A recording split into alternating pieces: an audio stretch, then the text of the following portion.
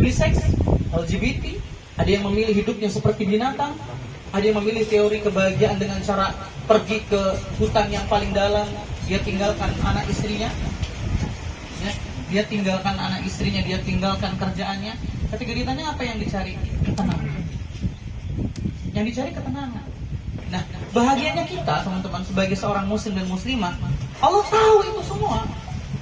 Kita butuh ketenangan, Allah pandu kita buat tenang, Allah pandu kita buat bahagia. Diturunkan panduannya, diturunkan juga sang pemandunya, Nabi Muhammad SAW. Maka pagi hari saya sampaikan bahwa Rasulullah itu role model paling top. Kita butuh apa figur ada dalam diri beliau? Ada.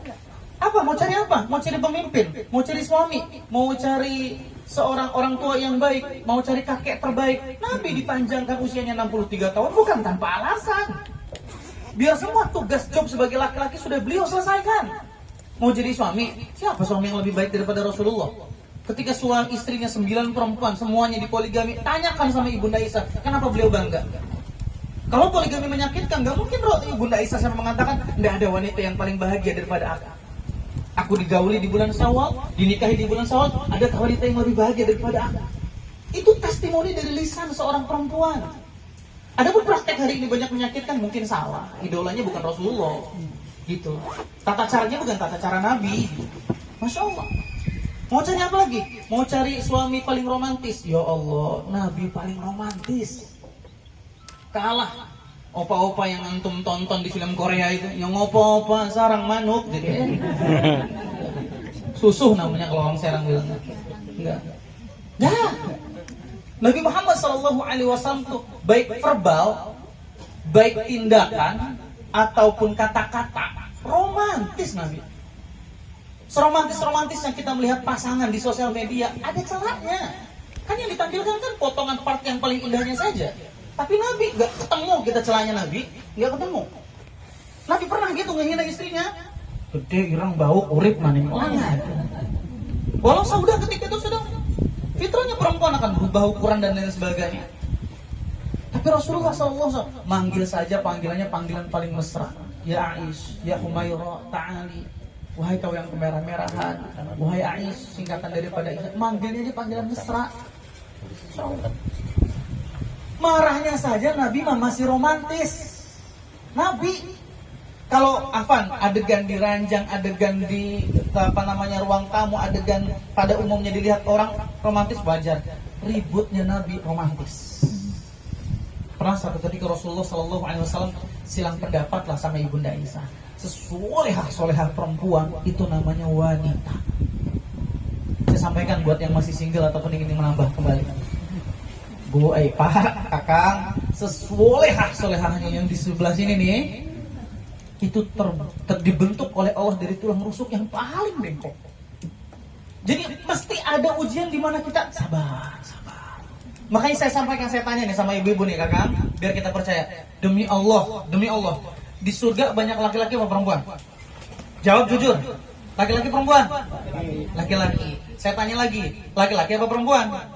Kenapa laki-laki banyak dimasukkan ke dalam surga? Sabar. Nah, itu jawabannya. Sabar. Kalian ujian kami, dua wanita. Sabar. Emang sabar. Nah, ketika Rasul mengatakan, aku melihat sesungguhnya banyak penghuni neraka itu kaum perempuan. 5 ya Rasulullah. Kenapa ya Rasulullah? Kata seorang sahabiah, takfurnal asir. Kalian tuh kufur sama nikmat suami kamu. Berbulan-bulan suami mau melakukan kebaikan, bertahun-tahun dia ukir senyuman, satu kali dia melakukan kesalahan, habis semua kebaikan tersebut. Itu Nabi yang ngomong, dan Nabi ngomong sama perempuan terbaik bernama Sahabiah. Apalagi perempuan hari ini. Perempuan yang dekat dengan ilmu, perempuan yang muaranya adalah Rasulullah, perempuan yang senantiasa duduk dekat-dekat sama Nabi. Al-Quran turun, mereka menyaksikan. Peperangan Nabi lakukan, mereka pun melihatnya. Nabi sampai ngomong itu. Kalian ini banyak masuk neraka gara-gara lisannya gak sabaran. Itu perempuan terbaik. Gak kebayang perempuan hari ini yang Masya Allah sosialita banget, hidupnya penuh eksistensi, jauh dari majelis ilmu. Wajar kalau bukan semakin bengkok, muter-muter. Masya Allah. Dan disitulah kita kaum laki-laki bersabar. sabar. Sebagaimana mengutip nasihatnya Imam Ghazali kan dalam kitab Ihya'nya, bahwa kata Imam Ghazali, sabrun ala lisanin nisa, sabar atas lisannya seorang istri itu ujian diantara ujiannya para wali-wali Allah. Ikasnya bapak-bapak ya. Alhamdulillah. Berarti saya ini wali Allah, cerewet gara bini ngomong. Serius, karena Nabi Nuh, Nabi Lut ujiannya siapa? Istrinya. Dan para nabi adalah wali Allah. Cuma kok ibunya bangga gitu jadi ujian? Jangan bangga tuh, harus jadi nikmat kan gitu. Maka para akhwat dan ikhwan yang dimuliakan Allah Subhanahu wa taala, itulah kenapa kita nggak boleh jauh-jauh dari majelis ilmu Allah Subhanahu wa taala. Untuk siang pagi hari ini kita akan coba kita nggak masuk ke materi tentang tema utama, Bang. Kita nanti itu dibungkus buat minggu depan aja. Ada satu nasihat yang Anda dengar kayaknya perlu disampaikan mumpung ingat gitu. Ada seorang syekh, ceritanya dari seorang syekh memberikan sebuah nasihat tips tentang bahagia, gimana caranya membuat rumus kebahagiaan kehidupan di dunia ini. Rumus. Jadi kalau udah rumus tinggal dipraktekkan doang, itu udah rumusnya sudah dibuat, tinggal dipraktekkan doang. Kata beliau gini, man arada anisan fallahu yakfi, wa man arada al-ghina fal qana'atu takfi, wa man arada wa'idhan fal mautu yakfi, wa man arada jalisan fal qur'anu yakfi, faman la yakfi kada kada wala kada fan naru takfi. Ini sepele, kalau ungkapannya gampang dihafal, pendek gitu. Tapi ketika kita baca dengan kacamata iman tadi, kita tidak temukan kecuali ya Allah, sebuah kemuliaan. Apa kata beliau? Man arada anisan aw sakinatan fallahu yakfi. Pertama, siapa saja yang hidupnya pengen ketenangan, Allah cukup untuk menenangkan kita.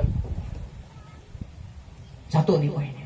Ada yang di sini gundah, gulana, memikirkan status yang tak kunjung berubah, atau finansial juga yang masih gitu-gitu aja.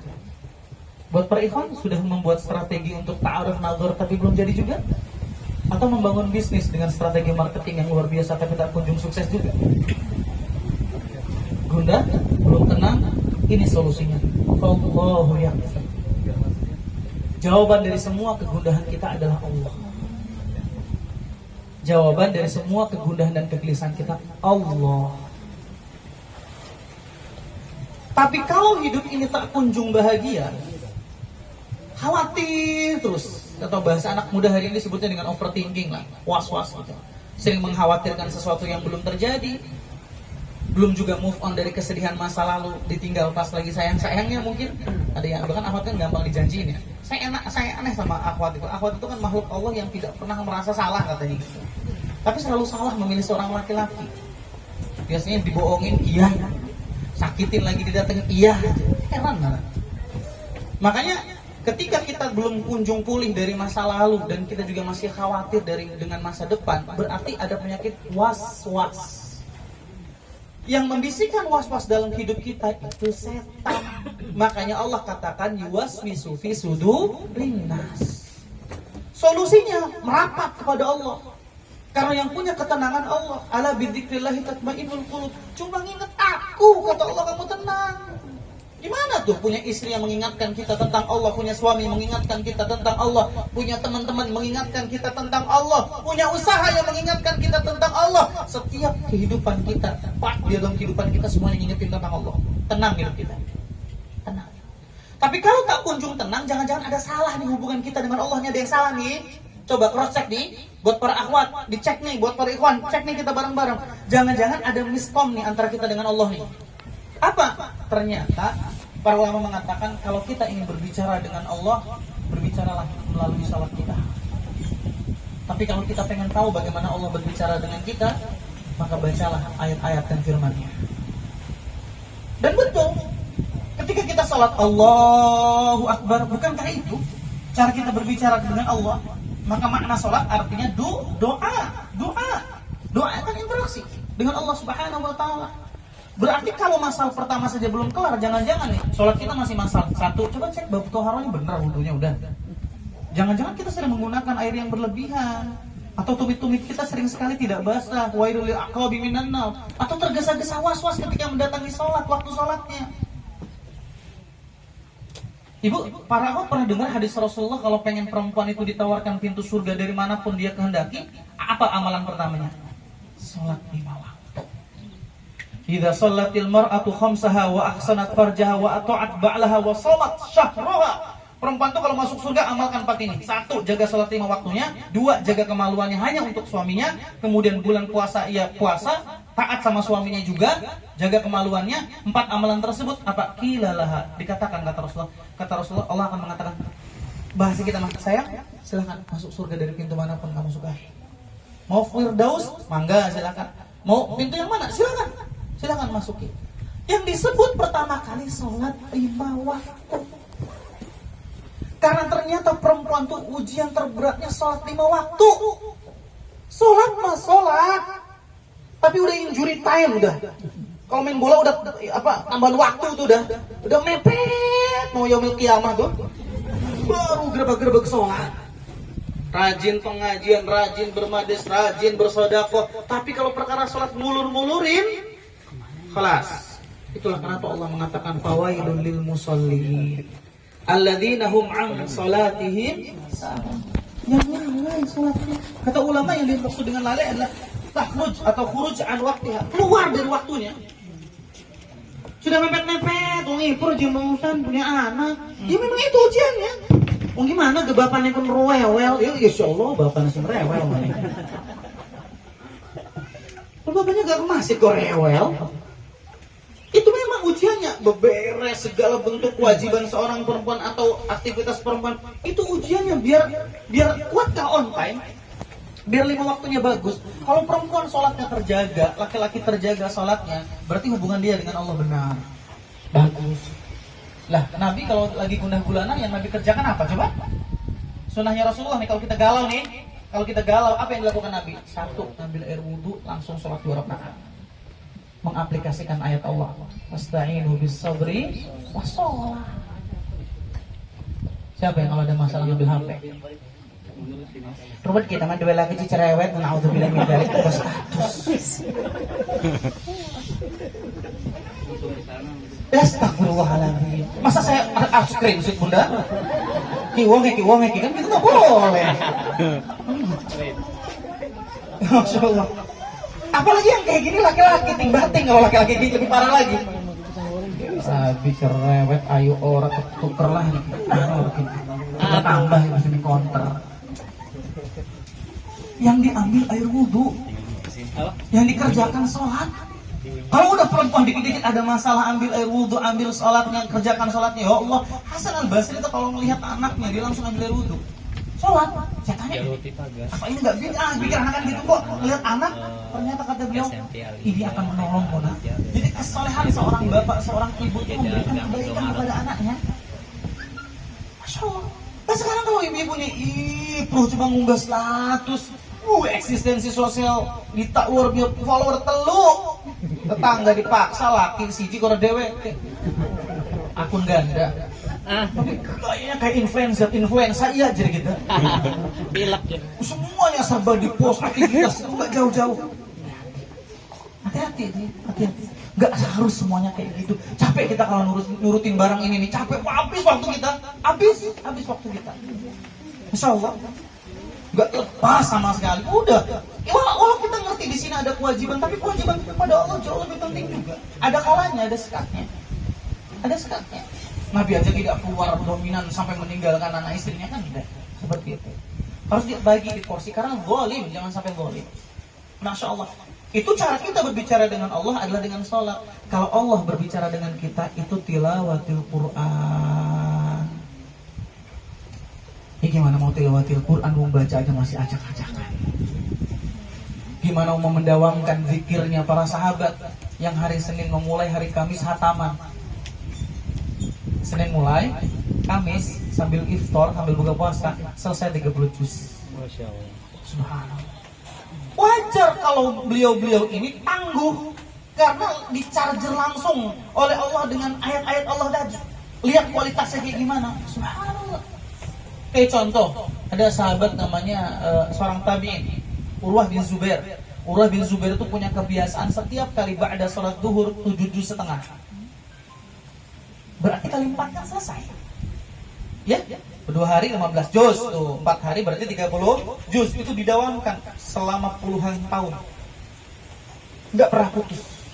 Kecuali beliau diamputasi kakinya ketika itu. Baru amalan itu putus.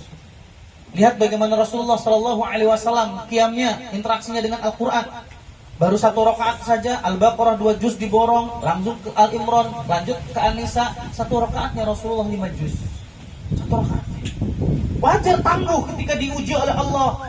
Karena di charger tadi ada iman. Lah kalau kita nggak di charger dengan interaksi jauh kita dengan Al-Quran, Masya Allah. Maka wajar ada sindiran seorang syekh mengatakan, kalau kamu ingin tahu seberapa dekat orang-orang soleh zaman dahulu dengan Al-Quran, sedekat kamu dengan HP, kata syekh. Sedekat kamu dengan HP, hari ini siapa sih? Ke kamar mandi, di bawah. Iya, nganggur, jadi gimana? Apa banget?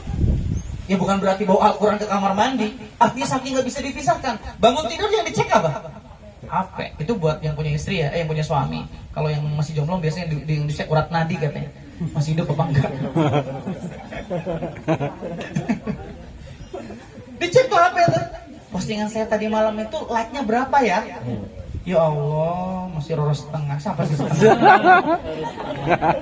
Cuma mimpi. Terus disibukkan. Akhirnya betul yang membuat kita nggak tenang itu ternyata penyakit kepo. Bukan kepoh ya. Duh, ya, almarhumah lucu banget punya ibu tuh. Ya, apa sih bocah sih gimana kok ngomongnya kepoh. Kepoh apa, Bu? Kepoh kalau bahasa orang Manca kan kepoh itu artinya basah gitu. Kok kepoh? Dikit-dikit kepoh ibu aja. Ternyata kepo gitu. Ternyata kalau ingin tenang nggak usah cari tahu yang tidak perlu kita ingin tahu. Itu solusinya. Lihat tetangga punya mobil mewah, ya udah selesai, dilihat aja. Masya Allah, doain. Nggak usah pengen tahu, kayaknya jual diri ini kayaknya. Gue mau dicari sumber pendanaannya di mana. Jadi tim audit. Apa nih ngaco amat gitu, wajar nggak tenang karena kekepoan tadi. Kalau pengen tenang sudah seelan sudah. Makanya kenapa diperbanyak baca Al-Quran biar perempuan itu nggak latah. Apalagi perempuannya kalau sudah ngumpul. Bukan ilmu, bukan Allah dan Rasulnya yang disebutin. Pasti majelisnya majelis ghibah, nggak akan jauh-jauh. Kita mah jang ya, udah niat ghibah kita mah mungkin nanti. Bukannya ghibah, mau uang ghibah ada mukodimahnya gitu tuh. Yang bukan niat ghibah nih, tapi tak lihat dia tetangga ini kok nggak punya suami tapi penghasilannya gede kayak gitu. Curiga saya. Ya Allah, ya. Ada mukodimahnya. Bu hajinya datang. Lagi ngapain? Enggak buat ngomongin itu tuh. Lanjut teman kita ngomongin. Nah, Anda teringat ada seorang ustadz itu, beliau istrinya 2. Beliau betul memprotek istrinya itu luar biasa. Kalau istrinya sudah lama saja nongkrong keluar rumah, beliau sudah mendapatkan perubahan dalam istrinya. Tadi kamu nongkrong sama siapa? Ngomong apa? Enggak bi, gini. Udah. Kalau nggak urgen banget mah sudahlah. Di rumah aja, masih banyak lembaran Al-Quran yang belum kamu selesaikan. Oh, Masya Allah. Karena memang kalau udah ngumpul kayak gini, waduh, luar biasa.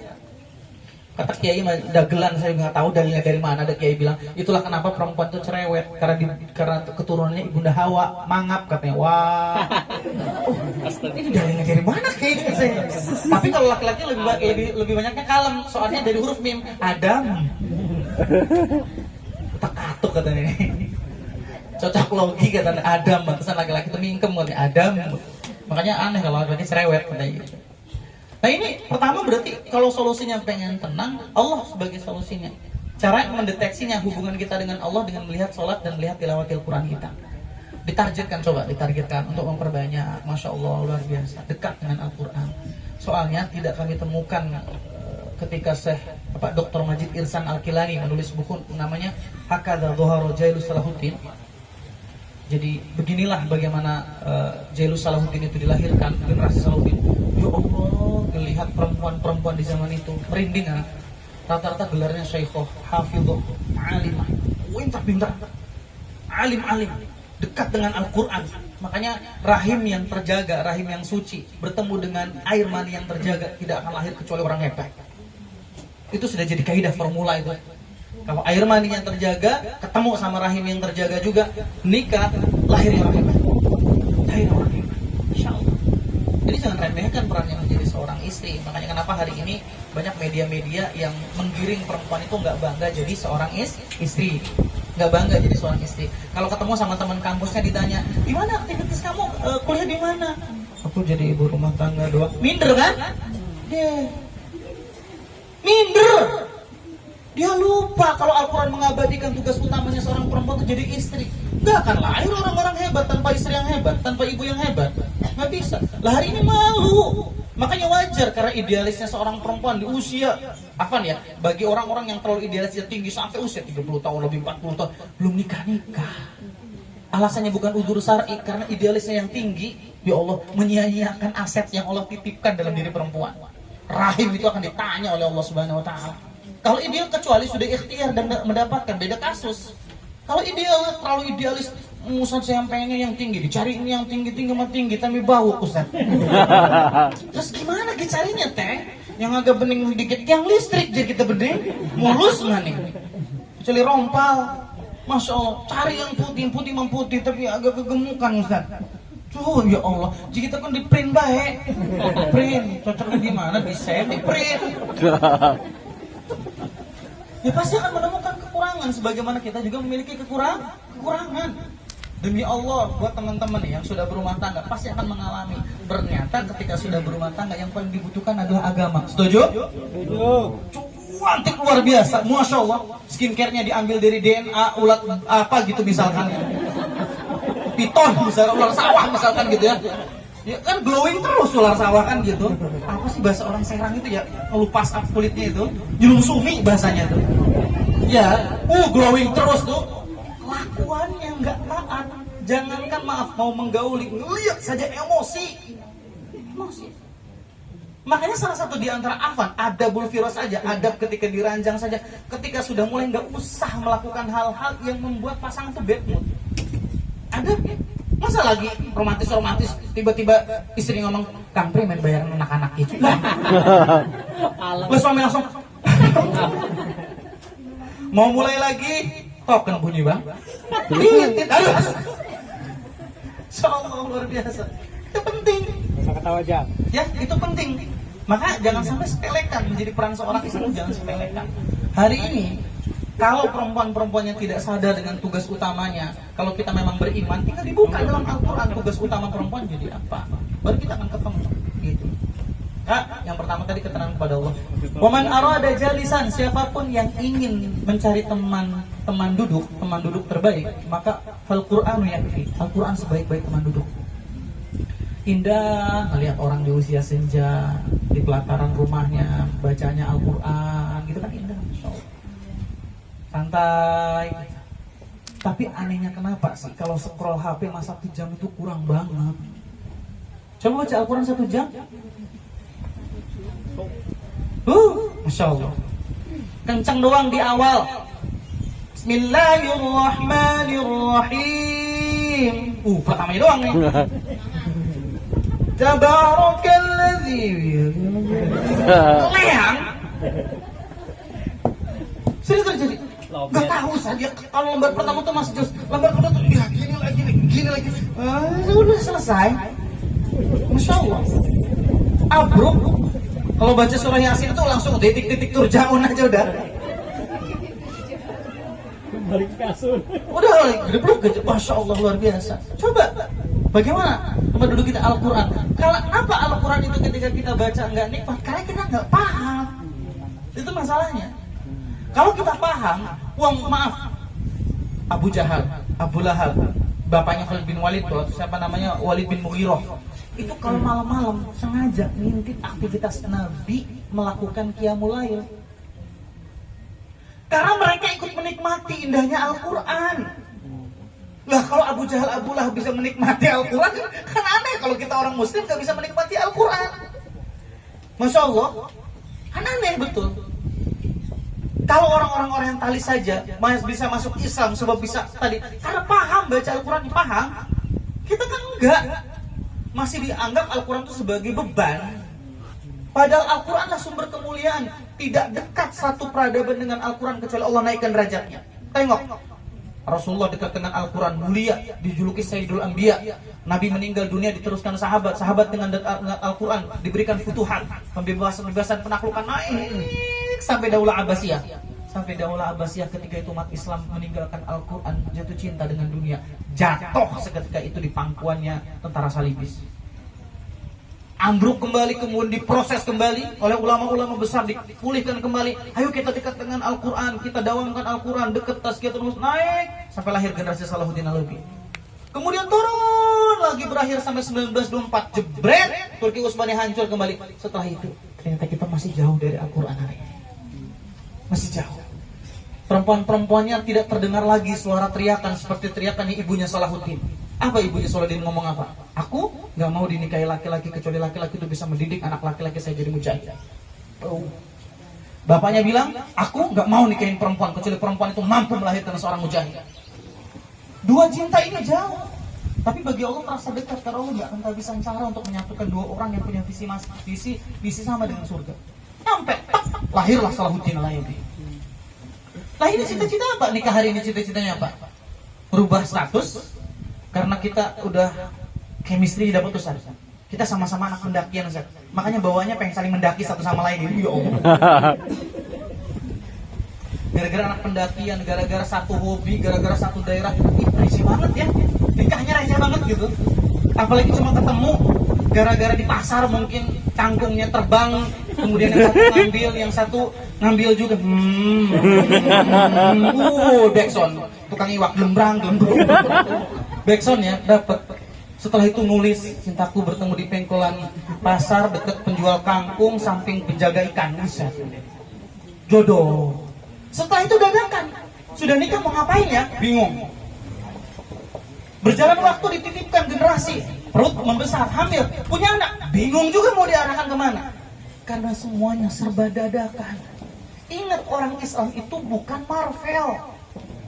Kalau Marvel, yang namanya super power itu superhero, turunnya dari langit, deng kan turun gitu dari langit. Nggak ada, semua generasi hebat itu dipersiapkan. Nggak ada. Kita doyan banget nonton film Marvel. Orang kegigit laba-laba jadi Spiderman, kegigit semut ikut semut jadi Ant-Man, ketelak semen gresik jadi semen. Apa gimana? Jadi digiring kagum dengan itu semua, kita lupa bahwa superhero itu di dalam Islam itu punya proses, dipersiapkan. Muhammad Salahuddin Al-Ayyubi itu dipersiapkan. Salahuddin Al-Ayyubi sebelum nikah orang tuanya sudah beretikat, sudah nikah sama dipersiapkan. Muhammad Al-Fatih dipersiapkan tidak? Dipersiapkan. Guru-guru mereka, Syekh Syamsuddin rahimahullah, Syekh Ahmad Ismail Al-Qurani itu mempersiapkan, termasuk Abu Hamid Al-Ghazali, kemudian Syekh Abdul Qadir Jalani, 50 tahun nyiapin supaya gimana lahirnya Salahuddin ini. Generasi Salahuddin dipersiapkan. Dan itu semua tidak akan jauh-jauh dari panduan Al-Quran. Jadi kalau cita-cita kita masih kerdil, baik ikhwan atau akhwat, ya enggak ketemu gini-gini aja. Gini-gini aja, turunkan egonya, kakak turunkan egonya. Ingat yang dikejar urusan akhirat. Menurut anak pribadi, anak begitu kagum sama istri Nabi namanya Ibunda Saudah binti Zam'ah. Kagum betul. Menurut anak ini perempuan cerdas. Ibunda Saudah binti Zam'ah itu satu-satunya istri Nabi yang dinikahi usianya 50 tahun lebih. Yang lain rata-rata di bawah 30 tahun. 50 tahun lebih. Kenapa kata para ulama Rasulullah Shallallahu Alaihi Wasallam menikahi Ibunda Saudah binti Zam'ah usianya 50 tahun lebih? Ternyata alasannya karena Rasulullah butuh figur seorang ibu untuk menggantikan Ibunda Khadijah. Karena setelah itu Rasulullah Shallallahu Alaihi Wasallam memprioritaskan yang masih muda, dan juga Nabi malah menegur sahabat yang menikahi seorang janda. Kenapa engkau tidak menikahi perawan? Kata Rasulullah. Rasul yang bilang. Kata sahabat ini, ya saya butuh figur seorang ibu ya Rasulullah untuk adik-adik saya, sebab orang tua saya meninggal. Oh kalau begitu nggak apa-apa. Masya Allah, ada keutamaannya. Ada keutamaannya. Ibunda Saudah dipilih oleh Rasulullah usianya 50 tahun lebih. Mau saingan sama Ibunda Aisyah yang cantiknya luar biasa, usianya jadi janda usia 17 tahunan. Jauh. Mau saingan ilmunya, hafalan hadisnya 2000 lebih, nggak bisa. Atau saingan sama Ibunda Sofia yang dikenal dengan matanya biru, perempuan Yahudi itu diberikan kelebihan fisik, akal dan jasadnya. Yahudi dalam Al-Quran diberikan kelebihan. Jangan kaget, cewek Yahudi itu lebih cantik dan orang-orangnya lebih pintar-pintar. Tetapi kecantikan dan kepintaran itu nggak bisa mengenali Allah Subhanahu wa Ta'ala, itu untuk di hadapan Allah nantinya. Masya Allah. Atau kita pengen nanya, sebagaimana perempuan-perempuan seperti Hafsah, putri daripada Umar bin Khattab, yang 18 tahun tinggal menjadi seorang janda, kemudian dinikahi Rasulullah SAW, usianya muda-muda. Ibunda Saudah cerdas, agendanya akhirat, bukan gengsi. Kata Ibunda Saudah, ya Rasulullah, tolong jangan ceraikan aku. Coba, kuberikan setiap jatah malamku untuk Aisyah. Rasul senyum. Padahal Rasul tetap berlaku adil. Rasul itu adil. Rasul itu kalau ngebagi waktu buat poligami, istri yang lain datang bukan jatahnya, diusir sama Nabi. Pakai minyak wangi, istri Nabi lain datang bukan jatahnya. Kenapa kamu pakai minyak wangi? Ini bukan jatah, bukan jatahmu. Jangan menjaga perasaan istri yang lain. Duh, bisa nggak bang?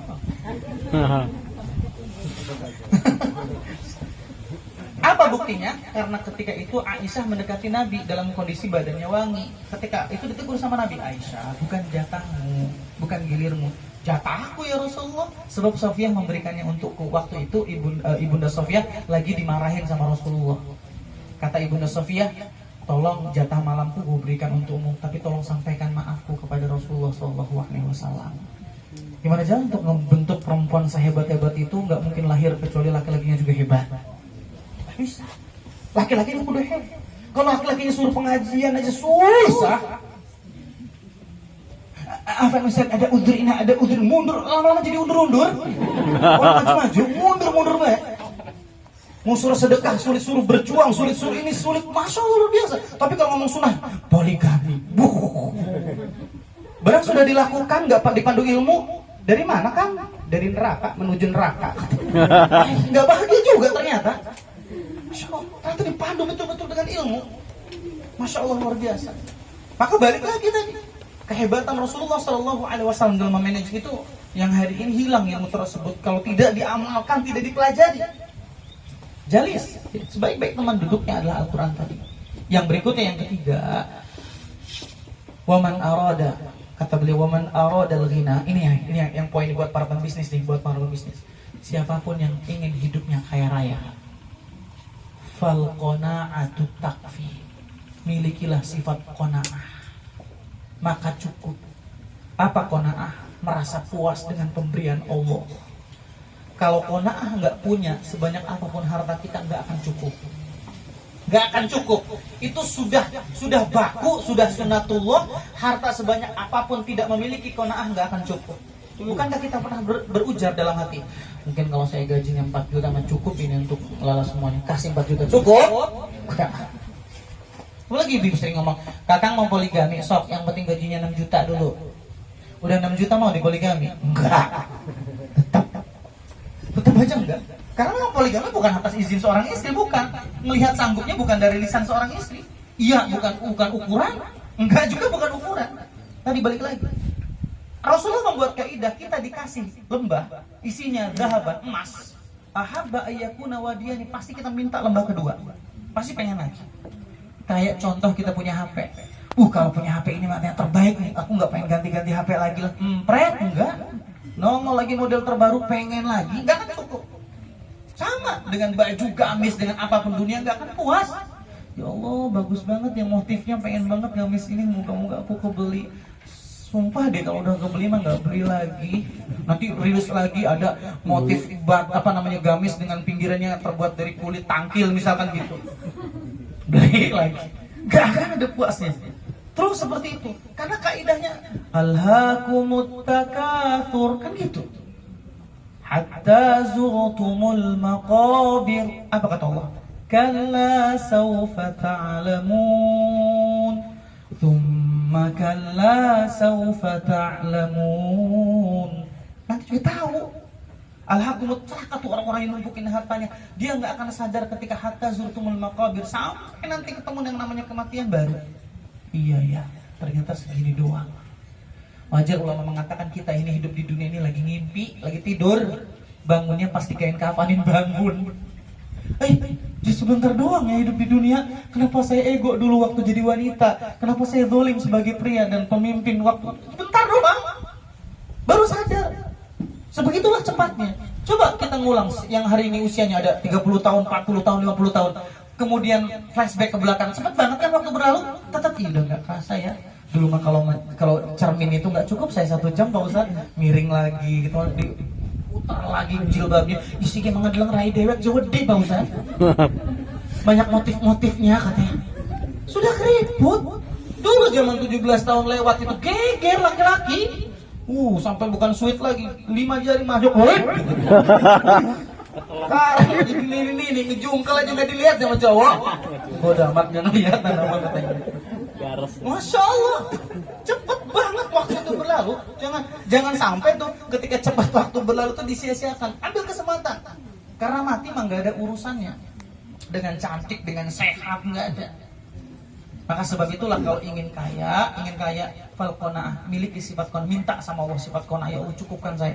Jangan minta kaya doang, karena kaya belum tentu cukup. Minta cukupkan ya Allah, cukupkan ya Allah, cukupkan ya Allah, yang ini cukup ya Allah. Ini Masya Allah. Dulu duduk anak sama orang-orang yang menurut kacamata dunia, asetnya miliaran gitu. Barang dengar utangnya lebih gede daripada asetnya, mikir-mikir saya nggak jadilah saya model kaya kayak gini, nggak jadilah saya. Cukup aja Insya Allah, cukup istrinya 4, cukup mobilnya ada, kan gitu aja. Cukup aja, nggak usah banyak-banyak. Ternyata bebannya lebih banyak lagi gitu. Kalau kita mikir kayak gitu, Haji, berapa repot ini bosan ada berapa miliar lagi nih gitu. Ngedengarnya aja udah shock gitu, kebayang kita nggak bisa tidur itu kulit tangkil ditelan balik lagi jadi tangkil mungkin. Saking khawatirnya gitu, karena betul Rasulullah sampai berlindung diri dari lilitan hutang, karena lilitan hutang itu membuat tidak nyaman. Ini buat anak-anak muda nih saya wasiatkan, budaya flexing, yang budaya pamer, yang penting gaya gitu, urusan masalah rumah gubuk mau doyong mau rubuh nggak masalah, yang penting gaya dulu.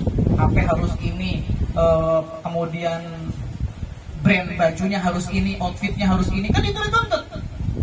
Karena sih kadang-kadang kagum sama akhwat-akhwat yang masih muda pakai motornya motor masih lama, motor bapaknya, keren ya orang.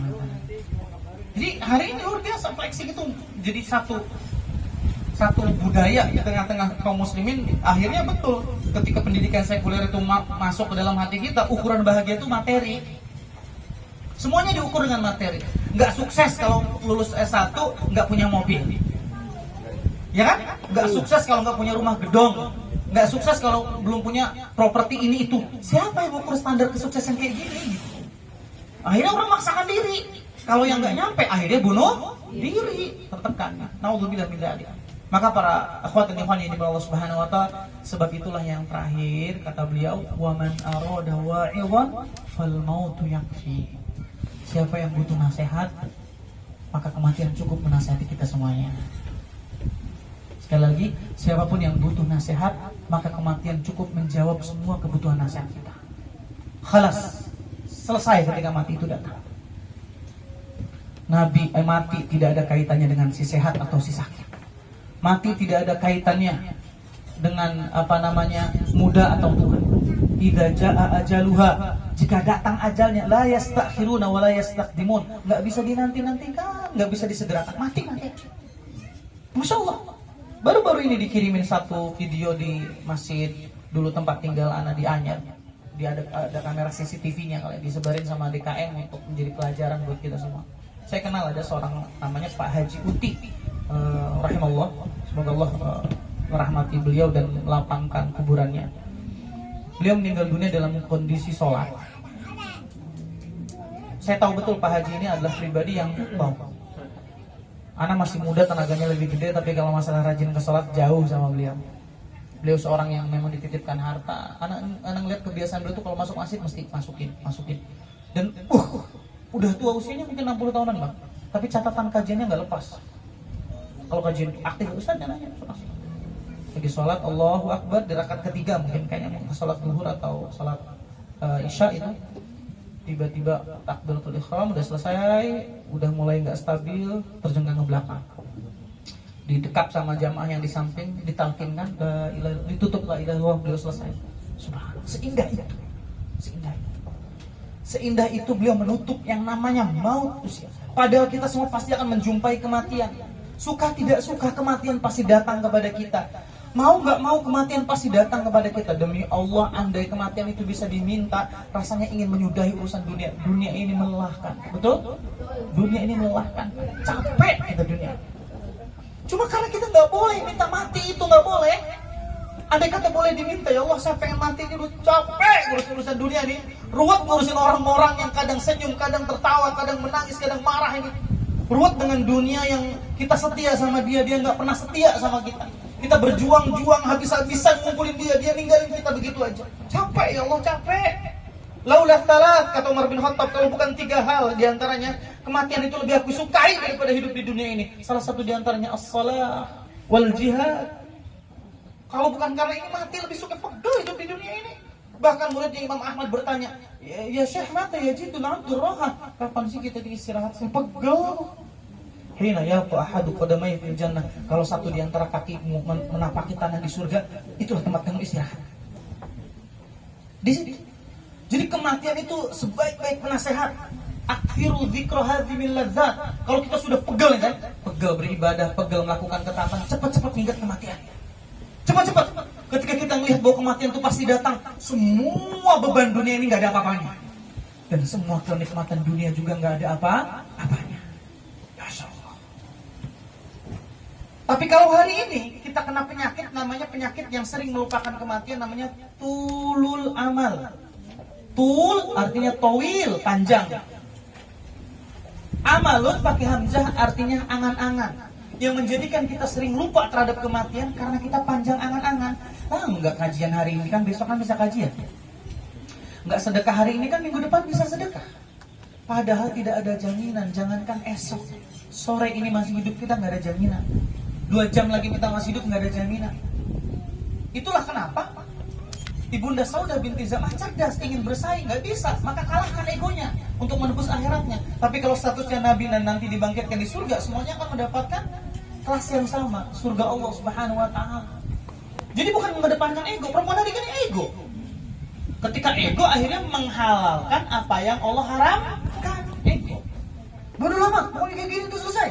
Ceraikan aku, gitu kalimatnya, hilang keberkahannya. Ada apa-apa selesai dengan pola berpikirnya. Itulah alasannya kenapa perempuan itu sering sekali mengambil keputusan dengan sangat cepat. Karena perempuan tidak didesain oleh Allah untuk memikirkan dahulu apa yang diucapkan, apa yang dilakukan. Artinya memang seperti cerobohnya. Itulah alasannya laki-laki diberikan kalau ngasih keputusan lambat. Karena memikirkan dulu tuh. Ini gimana urusannya, masuk hak talak itu ada pada suami, dipikirkan. Lu anak-anak ada pada istri. Lumbuk di PPP ini para duda. Sebelah ketinggalan ditalak suaminya. Martabak kejunya kurang full ditalak suaminya. Begitu rapuhnya. Maka satu syaratnya, teteh, kakang, kita semua jangan jauh-jauh dari majelis. Masih bisanya Jumat sekali, fadhol laksanakan. Yang penting jangan sama sekali. Karena kalau hati ini sudah tidak nyaman duduk bermajelis ilmu ini, ada problem besar dalam diri kita. Taman seindah ini, itu kan kalau di fisik kita panas kayak gini. Tapi menurut pandangan Allah, taman surga itu taman yang paling indah. Karena di dalamnya para malaikat memberikan naungan, sayapnya dikepahkan, mereka ridho mendoakan. Bahkan nih, kita saja nggak ngerti bahasanya kuda ini. Semua binatang itu memohonkan ampun untuk orang-orang yang duduk di majelis ilmu. Hatal hut fil bahr, sampai ikan paus di lautan pun memohonkan ampun untuk kita semua. Kita aja lupa istighfar buat diri kita sendiri. Tapi duduk di majelis ilmu langsung dimohonkan ampun oleh seluruh makhluk Allah Subhanahu Wa Taala. Subhanallah. Itu dalam kitab Imam Ibnu Qudamah disebutkan seperti itu. Jadi apa alasannya kita nggak semangat duduk di majelis ilmu? Keutamaannya luar biasa. Tinggal kita mau ngambil atau tidak. Setidaknya kalau kita duduk di majelis ilmu, ketika ada problem kita punya pegangan, kita punya pijakan. Tapi kalau kita nggak punya pegangan, masa tua dulunya nggak ada ilmunya, bingung nanti. Akhirnya dihabiskan dengan hal yang sia-sia. Na'udzubillah, cuma na'udzubillah. Semoga tadi sedikit nasihat mengingatkan kita bahwa siapapun yang ingin ketenangan Allah solusinya. Siapapun ingin mencari teman duduk, maka Al-Quran jawabannya. Siapapun yang ingin kekayaan, maka qanaah, kata Imam Syafi'i solusinya. Dan barang siapa yang menginginkan penasehat, maka tidak ada penasehat terbaik dan motivator terbaik kecuali mengingat kematian dalam kehidupan ini. Wallahu a'lam bishawab. Para ikhwan,